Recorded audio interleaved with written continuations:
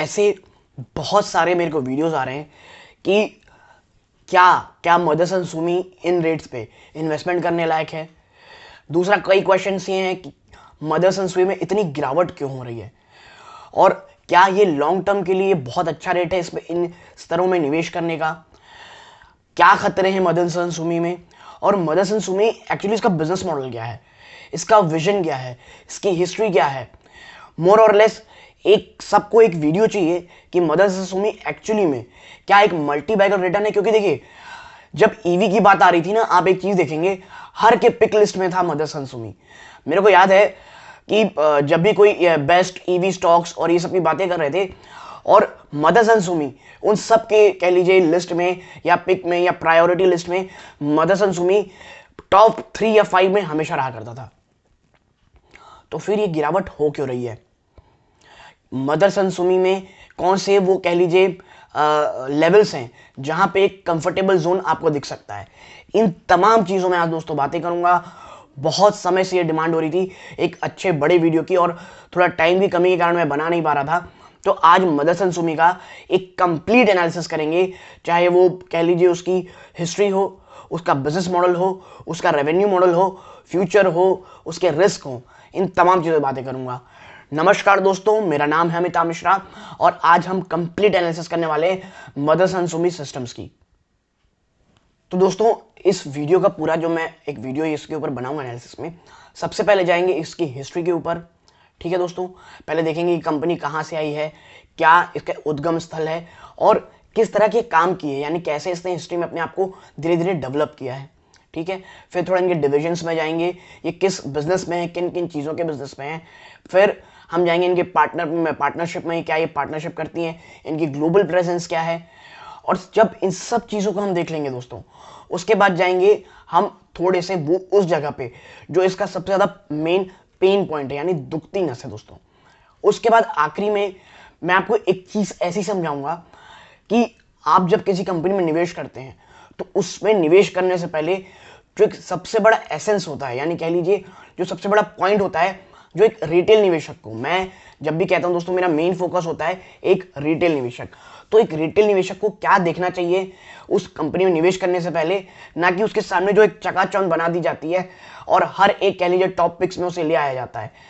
तो फिर मैं बताऊंगा कि क्या मदरसन सुमी वाकई में एक इन्वेस्टमेंट ग्रेड स्टॉक है या नहीं। तो इन तमाम चीजों में बातें करेंगे दोस्तों। अब सीधा मैं आपको लेके चलूंगा इसकी ऑफिशियल वेबसाइट में। आप देखें, इस कंपनी की हिस्ट्री शुरू करते हैं। और आपको पता होगा, मैं हमेशा कहता हूं, किसी भी कंपनी के बारे में कुछ भी जानना हो, एक जगह सबसे बेस्ट है ऑफिशियल वेबसाइट उसकी। बाकी आपको कहीं भी इधर उधर जाने की जरूरत नहीं है दोस्तों। तो देखिए, startup had a different meaning in 1975. We were literally a mother and son team in a country finding its economic fate. Today, India is a high-tech hub and we have reached the Forbes Global 2000. One thing that's never changed is our belief that we can and must write our own history. दोस्तों 1975 में 1975 में literally में एक पुत्र और एक माता जी ने दोनों ने मिलके एक कंपनी शुरू की थी। और वो उस समय स्टार्टअप करना दोस्तों आज की तरह इतना फैंसी नहीं हुआ करता था।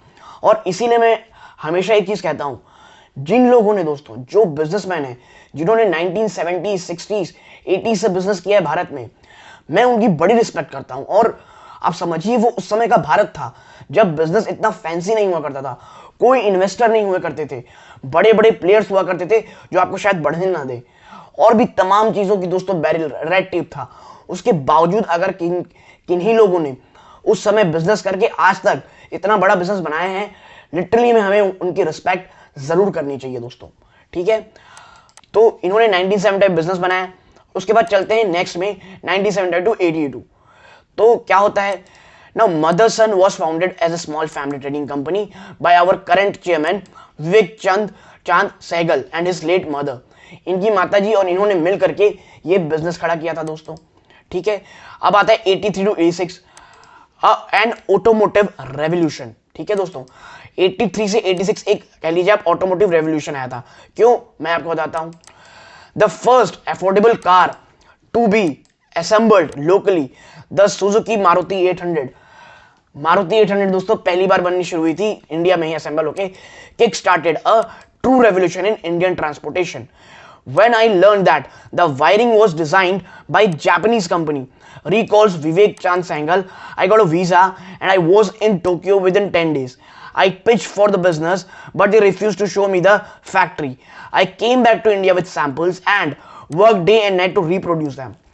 This is what I called a real entrepreneur. दोस्तों वो गए जापान में, क्योंकि देखिए भाई उन्होंने देखा कि जो वायरिंग कंपनी है वो एक जापानीज कंपनी को दी जा रही, तो क्यों ना हम लोकली उसे बनाएं. लेकिन जापानीज कंपनी जैसे आपको दिखाए, उन्होंने बताया नहीं, फैक्ट्री नहीं दिखाई, उन्होंने वो मटेरियल लेके आए सैंपल के, खुद काम किया और उसे रिप्रोड्यूस किया. Now persistence paid off. When the Maruti plant was inaugurated, Motherson's wiring harness were on proud display as one of the very few Indian made parts. Motherson's automotive journey had begun. तो ये सब चीजें दोस्तों देखिए मुझे इसीलिए पसंद है. एक जो एंटरप्रेन्योर होता है वो ऐसा ही होता है दोस्तों, और इसीलिए मैं कहता हूँ एक कंपनी की हिस्ट्री देखें, आपको समझ में आएगा वो कितनी, क्या उसके लिए चीजें बहुत ईजी थी, क्या उन्होंने मेहनत की है. तो आपको दिख रहा होगा मदरसा सुमी के जो चेयरमैन साहब हैं, उन्होंने दिन रात और बेहतरीन मेहनत की है दोस्तों. ठीक है, आप देखें Motherson Sumi system limited establishing joint venture with Sumitomo wiring systems Japan. ठीक है, जापान के साथ इनका कह लीजिए कोलैबोरेशन हुआ. Now growth in India 1887 to 98. ठीक है, उन्होंने इंडिया में ग्रोथ किया. तो भाई Mercedes was the first luxury car brand to enter the Indian market in 1994.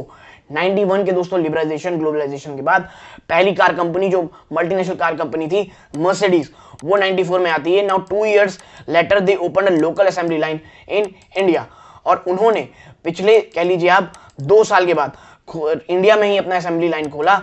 और फिर क्या होता है, in just 39 days we set up a whole new plant to produce their wiring harness. We won their trust and soon added dashboard assemblies to our production for them. For the first time we were able to demonstrate our quality standard to an iconic global brand. It turned out to be the beginning of a long partnership that continues to this day. बेहतरीन product रखिए आप, हर कोई आपका माल लेना चाहेगा, चाहे वो India company हो, चाहे वो मर्सिडीज जैसी फॉरेन कंपनी हो. हर किसी को एक चीज चाहिए दोस्तों, वो है प्रॉफिट. ठीक है, now by 1997 two milestones also allowed us to start building relationship with automakers from Asia and America. The time was becoming right to go international. अब इंटरनेशनल अंतरराष्ट्रीय स्तर पे जाने का समय था. देखिए मैं आपको लग रहा हूँ मैं कोई सेलिंग टाइप का काम कर रहा हूँ, लेकिन देखिए जो चीज है आप समझिए, आप जिस कंपनी में एक्चुअली में निवेश करने जा रहे हैं उसकी हिस्ट्री समझिए, और ये बहुत ज्यादा जरूरी चीज होती है दोस्तों. ठीक है, आप देखिए first wire harnessing for commercial vehicles Tata 91 में. ठीक है, the full flagship company of the group Motherson Sumi system limited listed Indian stock exchange 93 में. First partnership with the luxury automotive brand 97 में. First part for model exported from India, Hyundai के लिए इन्होंने काम किया. First collaboration with the US automaker Ford. यानी इनका ये जो समय था दोस्तों, जबरदस्त ग्रोथ का पोटेंशियल था और गजब की इन्होंने ग्रोथ की. ठीक है, अब आते हैं भाई, ये आगे बढ़ते हैं अब यूरोप में. 97 to 2007 arrival in Europe. Now by 1999 we were growing steadily and strongly, but we're still operating only in India. We opened our first overseas office in Europe, but the real breakthrough come in 2002. इन्होंने पहला अपना overseas office खोला कहाँ, Europe में दोस्तों.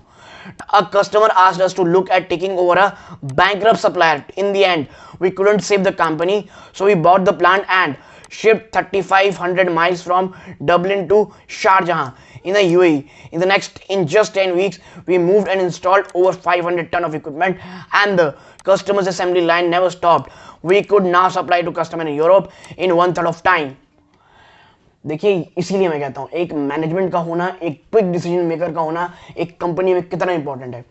With in आप देखिए सिर्फ और सिर्फ 10 हफ्तों के अंदर, 10 हफ्ते मतलब दोस्तों आप मान लीजिए 1.25 महीने मान लीजिए, और बहुत ज्यादा 2.5 महीने मान लीजिए, सिर्फ इन अंतरालों में उन्होंने पूरे यूरोप में एक नया इक्विपमेंट, एक नया असेंबली लाइन रखा, और 1/3 ऑफ टाइम में अब यूरोप में भी अपने माल को ये भेज सकते होंगे. और दोस्तों एक कंपनी के लिए इससे अच्छी चीज कुछ नहीं हो सकती. ठीक है, आप देखिए इधर आप देख सकते हैं इन्होंने कितने जबरदस्त ऑपरेशन किए भैया. अब आता है 2008 टू प्रेजेंट, ग्लोबल कह लीजिए आप, ग्लोबल गोइंग ग्लोबल. अब वो कहाँ गए दोस्तों, अब वो पूरे वर्ल्ड के ऊपर छाने की कोशिश करने लगे, और यही समय था एक्विजिशंस का, धीरे धीरे अपने आप को बढ़ाने का.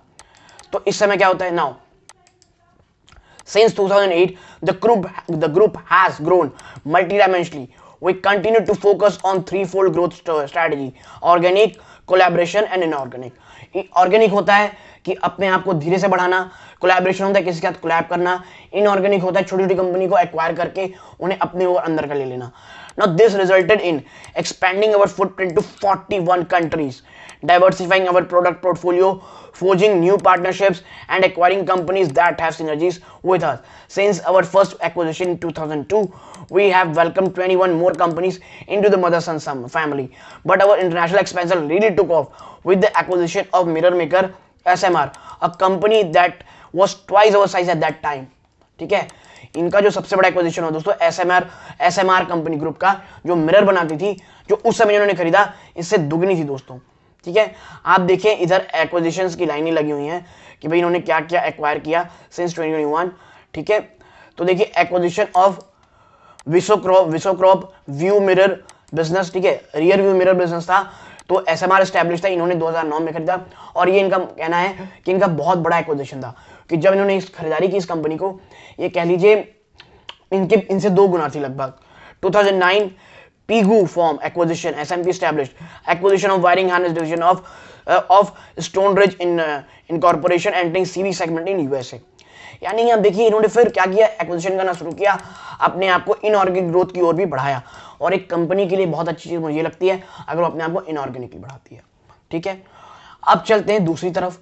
भाई इनके डिविजन्स क्या क्या, बिजनेस डिविजन्स क्या क्या हैं. फिनोमिनल डिविजन्स है दोस्तों, मतलब बहुत गजब के डिविजन्स है. मैं आपको दिखाता हूं.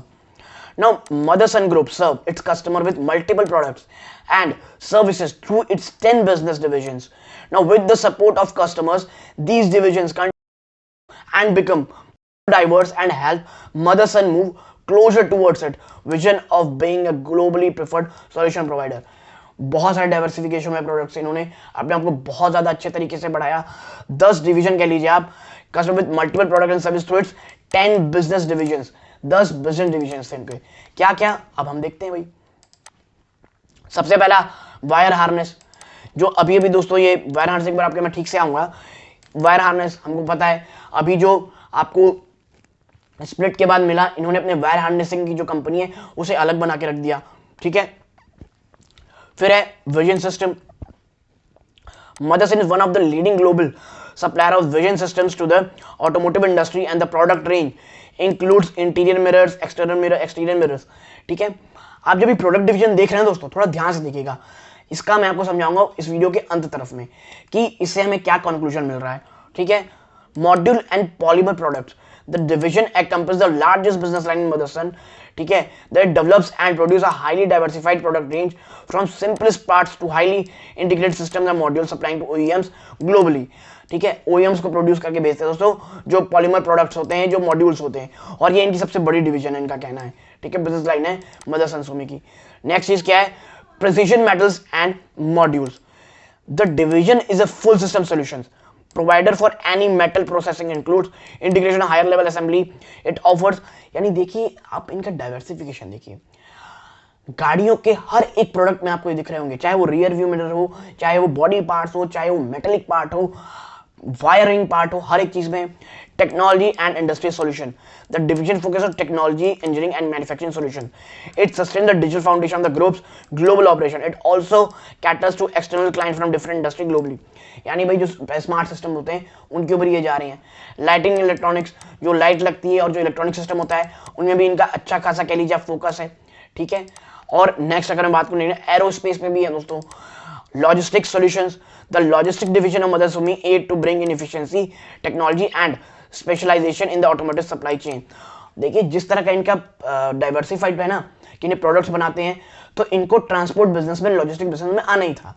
क्योंकि अगर आप इतने बड़े बिजनेस चला रहे हो और अगर आप लॉजिस्टिक्स और पार्ट ट्रांसपोर्टेशन के लिए किसी थर्ड पार्टी में निर्भर हो, तो कहीं ना कहीं आपको बिजनेस में आगे बढ़ने से काफी तेज रोकेगा. और अब जब सप्लाई चेन के इतने ज्यादा इश्यूज हैं और जब कह लीजिए क्रूड ऑयल इतने ज्यादा बढ़ेंगे, तब आपको तभी नहीं समझ में आएगा, या कह लीजिए एज ए इन्वेस्टर हमें समझना चाहिए कि क्यों ये इतना इंपॉर्टेंट है. फिर आता है हेल्थ एंड मेडिकल. ये हेल्थ और मेडिकल में भी है दोस्तों. और last but not the least इनका आता है सर्विस बिजनेस में. यानी 10 डिविजन्स, 10 वेल डाइवर्सिफाइड, एक बहुत बड़ा चंग गाड़ियों को लेकर के, सर्विस सेक्टर, हेल्थ सेक्टर, हर एक चीज में, लॉजिस्टिक सेक्टर, हर एक चीज में आपको मदरसन सुमी दिखेगा दोस्तों। ठीक है, नेक्स्ट आते हैं इनके 5 ईयर प्लान्स में। इन्होंने काफी अच्छा प्लान्स किया दोस्तों, पीछे जाके कोई मतलब नहीं है। हम देखते हैं इनका लेटेस्ट प्लान जो है फ्रॉम 2022 25। देखिए इनका क्या मानना है 2020 से 2025 का। Strengthen our foundation and apply our existing competencies to serve customer in new industries. ठीक है, we will continue to build Motherson for long term. The target set are $36 billion revenue with 40% ROC, return और capital equity 40% से बढ़ने की बातें कर रहे हैं दोस्तों। ये इन्होंने टारगेट सेट किया है $36 बिलियन का रेवेन्यू जनरेट करने का, and 25% of revenue to come from new divisions that Motherson Sumi has entered into, जिसमें कि 25% ऐसे कह लीजिए रेवेन्यू आएंगे उनके जो उन्होंने नए नए बिजनेस स्टार्ट किए। यानी कंपनी अपना जो निर्भरता है सिर्फ एक सिस्टम जो है ऑटो सेक्टर, उसमें कम से कम करना चाहती है। Now company has realigned its diversification strategy to 3CX, meaning that exposure to any country component or customer should not be more than 10% of our total turnover by 2025। यानी 2025 तक इनका ये मानना है भाई, हम कोई भी हमारा एक कस्टमर हो, कोई भी एक डिवीजन हो, या कह लीजिए डिवीजन तो गलत होगा, आप कह लीजिए कोई भी एक कंट्री हो या कोई भी एक कंपोनेंट हो, कस्टमर हो, 10% से ज्यादा नहीं होना चाहिए। यानी कि अगर मुझे बिजनेस करना है यूरोप के किसी कंट्री में, तो हम उसमें 10% ज्यादा इन्वेस्टमेंट नहीं करेंगे, उन पर डिपेंडेंट 10% ऑफ आवर रेवेन्यू से ज्यादा नहीं होंगे। और ये मुझे लगता है 2025 तक का टारगेट है, जो कि मुझे लगता है किया जा सकता है दोस्तों। ठीक है, और आप देखें कि भैया इन्होंने किस तरह से अपना टारगेट सेट किया है। ठीक है, तो ये सब चीजें हैं, देखिए ये सब हो गई बहुत ही प्यारी प्यारी बातें, कहते हैं ना जैसे अच्छी बातें। आपको लग रहा होगा यार अभी जाऊं तुरंत मैं इसमें इन्वेस्ट कर दूं। देखिए मैं फिर कहूंगा, कंपनी में कोई प्रॉब्लम नहीं है दोस्तों, वेल डाइवर्सिफाइड कंपनी है, मैनेजमेंट बहुत अच्छी है, प्रोएक्टिव मैनेजमेंट है। लेकिन प्लीज रुकिए, मैं आपको समझाऊंगा कि प्रॉब्लम कहां पर है। ठीक है, और आगे में चलो इनका प्रेजेंस, ग्लोबल प्रेजेंस है क्या, तो आप देखेंगे ग्लोबल प्रेजेंस तगड़े हैं दोस्तों। ठीक है, आप देखेंगे global presence America, China, Europe, Morocco, Japan, यानी ये अफ्रीका में है, यूरोप में है, चाइना, मोरक्को यानी अफ्रीकन कंट्री दोस्तों, south Asia, middle east, Mauritius, south east Asia, Australia, यानी बहुत ज्यादा अच्छा ग्लोबल प्रेजेंस है। और आपको मैं दिखाऊं, अगर आपको इनके अगर आप देखेंगे कि इनके एक्चुअली में कहाँ कहाँ है, तो ये देखिए आप। ठीक है, आप ये पूरा देखिए, फिनलैंड, यूरोप, अमेरिका, लगभग हर एक ग्लोब में आपको मिलेगा। रशिया और आप कह लीजिए जो मिडिल एशिया है ना, मिडिल सेंट्रल एशिया, उसे अगर आप हटा दें तो लगभग हर जगह आपको दिखेगा। एक मिडिल ईस्ट में यहाँ खाली इधर है ये ओमान, यूएई में दोस्तों, ओमान में नहीं है, यूएई में है। बाकी एक हर एक बड़ी कंट्री में आपको ये जरूर से जरूर मिलेगा। ठीक है, और ये रहा इंडिया में, यानी कि एक वेल प्रेजेंस है इनकी, बहुत अच्छी चीज है। और फॉर अ ग्लोबल मुझे लगता है ये बहुत ज्यादा अच्छा है दोस्तों, एक काफी पॉजिटिव चीज है। तो भाई प्रॉब्लम कहाँ हो रही है जब ये सब इतना अच्छा है, उसका मैं आऊंगा दोस्तों पैटर्न आखिरी में, मैं आपके साथ बता रहा हूं।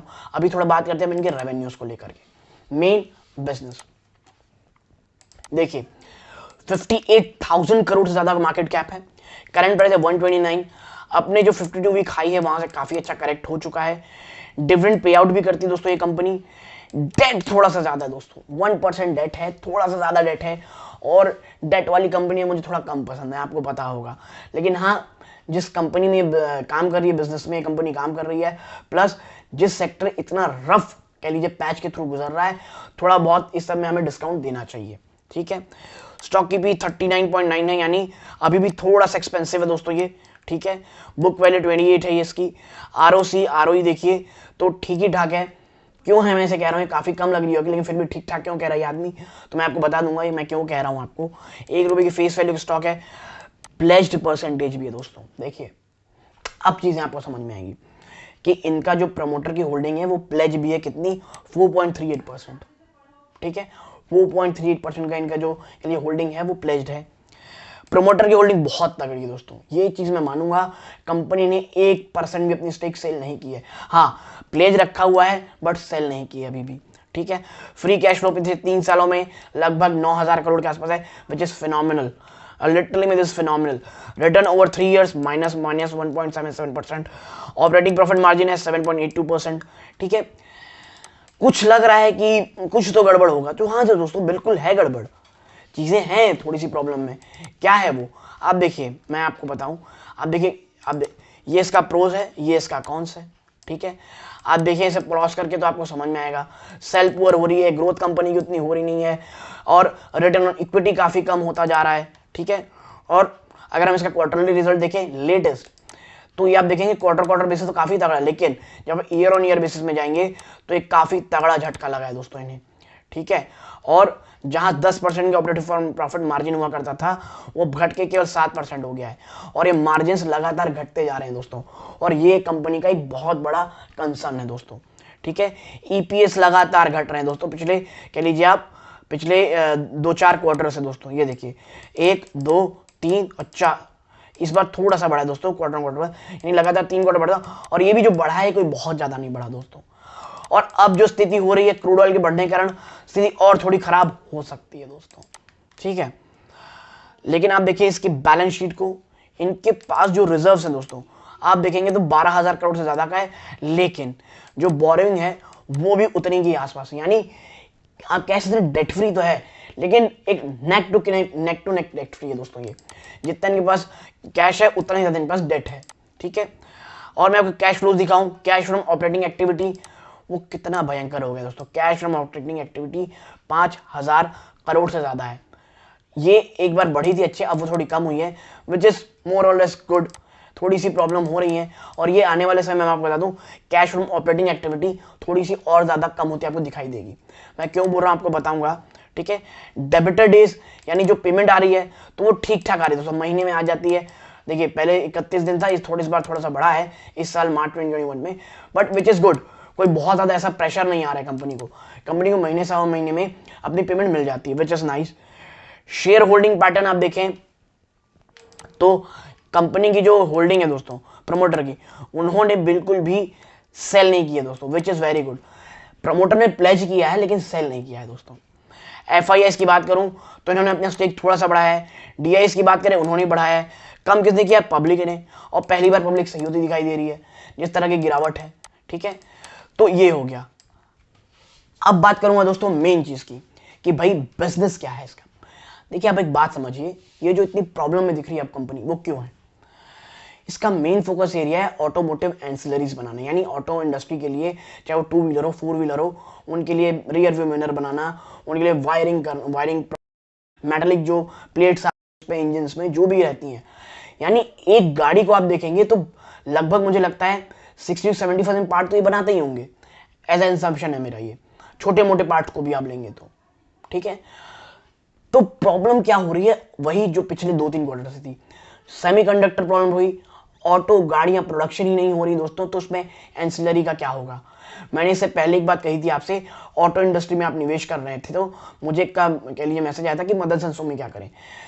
भाई जब उसका प्रोडक्ट लगाने वाला सामान ही नहीं बनेगा तो उसका एंसिलरी क्या काम आएगी? जब हमारा शरीर ही नहीं रहेगा तो भाई आप इंजेक्शन लगाए खून की जांच क्या करोगे? वही मैं कह रहा हूं कि जो बॉडी है वही अगर प्रोड्यूस नहीं हो पा रही सेमीकंडक्टर इश्यूज के कारण, सप्लाई चेन के कारण एक्सपोर्ट नहीं हो पा रही है, तो उनका प्रेशर जब पूरे ऑटो सेक्टर में है तो ऑटो सेक्टर को जो सप्लाई करती है प्रोडक्ट, उनमें क्यों नहीं आएगा? अब रोल डिमांड जिस तरह से कम हो रहा है, 2 व्हीलर ऑटो में भी प्रॉब्लम होगी। सेमीकंडक्टर अब जो वॉर के कारण और ज्यादा बढ़ गया है प्रॉब्लम सेमीकंडक्टर प्रोडक्शन में, ऑटो में जो प्रोडक्शन है वो और डिले हो रहा है, तो अब क्या ही होगा दोस्तों ये।